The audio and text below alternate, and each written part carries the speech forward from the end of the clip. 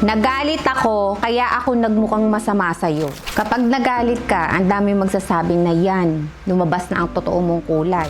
Pero paano yung lahat ng beses na naging mabait ka, maunawain, mapagbigay? Peke lang ba yun? Lahat tayo may panahong mabait at may panahong galit. Hindi naman sapat na dahilan yun para i-define kung sino ka talaga. Emosyon lang din ng galit, tulad ng saya, lungkot, takot. Nagalit ako? Baka napuno lang ako sa ginawa mo. Naubos yung pangunawa ko, sinagad mo yung pasensya ko. Natural, magagalit ako. Ang sama ng ginawa mo eh. Hindi ako perfect na tao, may emosyon ako. But now, I know how to manage my thoughts and emotion. You got to train your mind to be stronger than your emotion. Or else, you lose yourself every time.